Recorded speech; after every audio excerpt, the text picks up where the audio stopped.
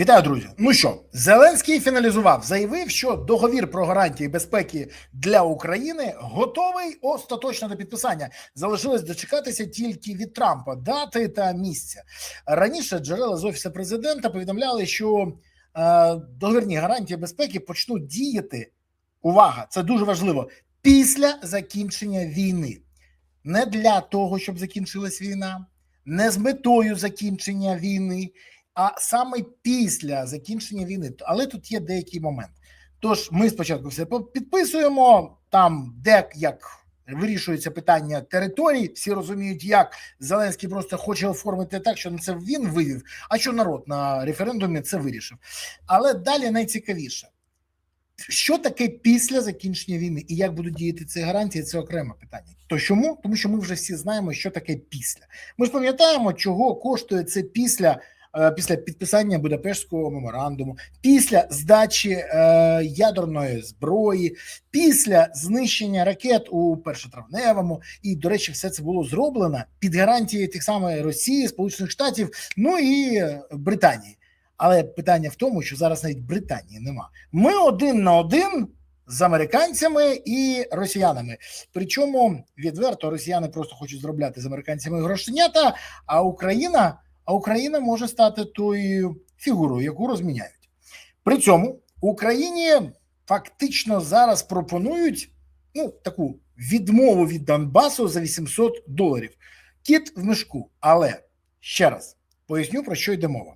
Декілька ЗМІ повідомили, що на перших переговорних зустрічах вже готують 4 документи. Вірніше, вони вже майже готові, які передбачають основні, я би сказати, умови цієї угоди.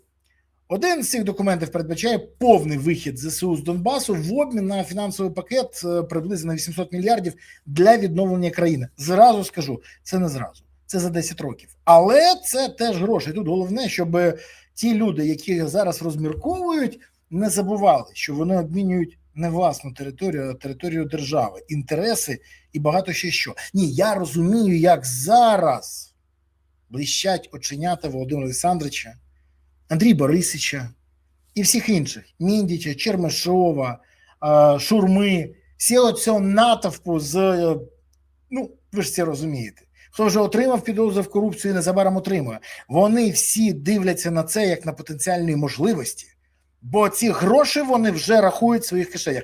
Тут є момент. Американці хочуть контролювати все самостійно. Про це трохи згодом. Так от, інший документ описує американські гарантії безпеки та участь європейських військових, які можуть бути введені на територію України як частина західної моделі, але, наприклад, в Рівненську область або, наприклад, в Закарпатську. Це помітна і потужна сила, яка повинна, мабуть, когось зупинити. Цікаво, де і як. Ще один документ, і це окремий проєкт про послідовність.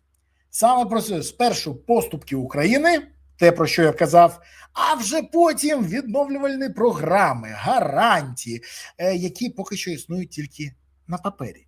Бо навіть 90 мільярдів, які ми отримували від Європи, були під великим питанням через блокування з боку Угорщини. І ніхто не гарантує, що може статися щось подібне завдяки зусиллям не лише Росії, наприклад, і ще якихось сил. Окрема історія, що немає ясності, чи погодиться взагалі Путін на це, і ці гарантії з присутністю військ НАТО на території України, і взагалі, навіщо йому зараз закінчувати війну? Чому? Тому що в нього все добре зараз. В питанні просування на фронті. І він просто чекає, чи впаде Україна. Так, якщо Україна не впаде, він може там розмірковувати, і Україна не впаде. Але він вже розмірковував декілька разів і кожен раз казав, хай воюємо далі. Проблема в цьому, що є проблема. Україна не може сьогодні сконцентруватися на головному. Верніше не може, не хоче. І верніше не Україна, а Зеленський на стабілізації фронту. Бо навіть західні партнери кажуть, стабілізуйте фронт, це посилить вашу позицію, ви зможете домовлятися з більш сильною позицією. Але це б'є по рейтингу Зеленського. І тут Зеленський каже, якщо це буде вийти по моєму рейтингу, то я взагалі не зможу переобратися. І тоді 800 мільярдів буду освоювати інше. І тоді ці гроші можуть не розкрасти, не розміндічити, а просто вкласти в Україну. а це йому вже не так цікаво. І ми всі це розуміємо. І поки Брюссель і Вашингтон формують пакети довгострокового фінансування України на сотні мільярдів доларів і позиціонують Україну як потенційно майбутнього члена ЄС та перспективний напрямок для інвестицій, тому що це серйозно обговорюється, вся стратегія впирається в припинення вогню, якого поки що немає. Ну, доки бойові дії продовжуються, план процвітання залишається вразливим. До речі, про інвестиції – це так звана вільна економічна зона, яку хочуть використати для того, щоб обходити будь-які санкції. Ну, наприклад, американські компанії можуть там розміщатися і купувати російську газонафту, яка буде під санкціями, і перепродавати вже в Європу як свій власний товар. Це так, для розуміння деяких моментів. А ще вони можуть зробити найцікавіше. В Україні може щось вироблятися, що буде не мати ніяких пошлін, і йти вже в Сполучені Штати. Але це теж буде по узгодженню з американцями. Так кулуарно домовляється наш сонцесяйний Володимир Олександрович. Фінансова сторона розрахована до 2040 року і доповнюється 100-денним операційним планом, покликаним запустити цей проєкт.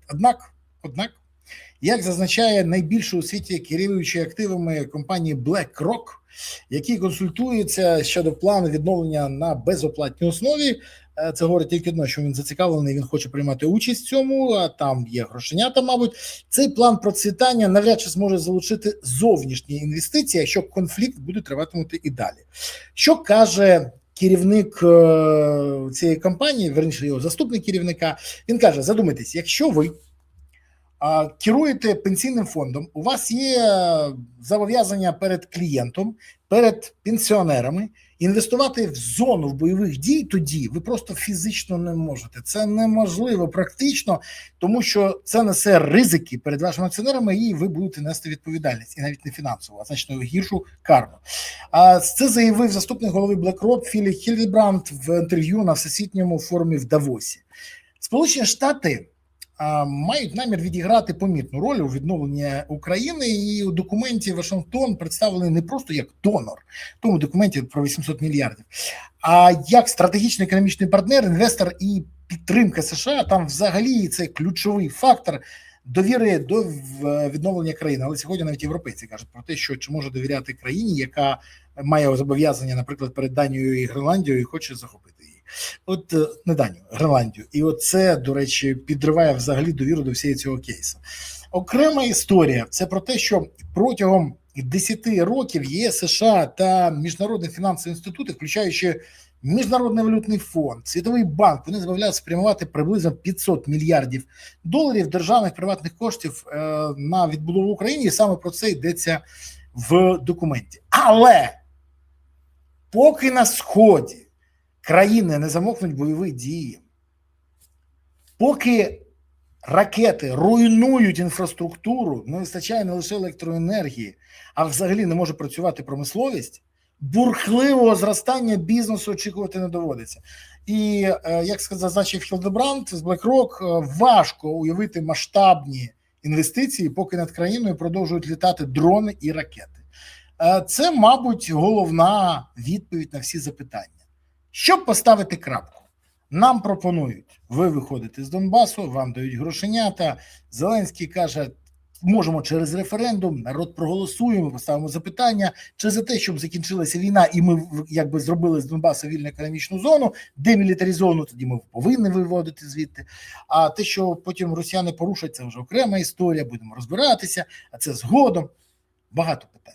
Плюс Зеленський дуже хоче ці домовленості продати українцям як свою особисту перемогу. Не звільнення територій? Ні. Не репарації від Росії? Ні. Навіть не покарання злочинців і корупціонерів? Ні. Він хоче продати оці 800 мільярдів як досягнення. Ну і те, що ракети припинили літати. До речі, якщо б не Володимир Олександрович, його монозброд, корупціонери і гроші з ракет невеликих радівництва, то і ракети по Україні б, мабуть, не літали. Але це вже тема для іншого відео.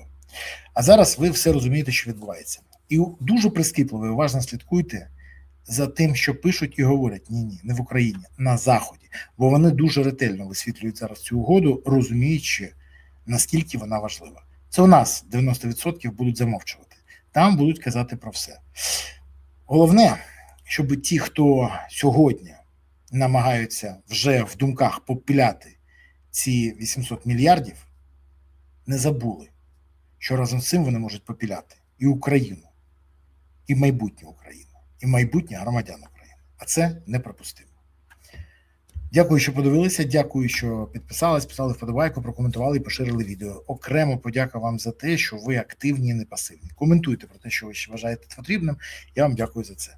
Але найголовніше, це те, що ви, я вам щиро дякую за це, підтримуєте ЗСУ. Тому і далі донайте на ЗСУ, приєднуйтесь до ЗСУ, допомагайте ЗСУ і підтримуйте ЗСУ. І от тоді, якщо всі ресурси будуть спрямовані на ЗСУ, все буде справді Україна. Дякую вам. Па-па.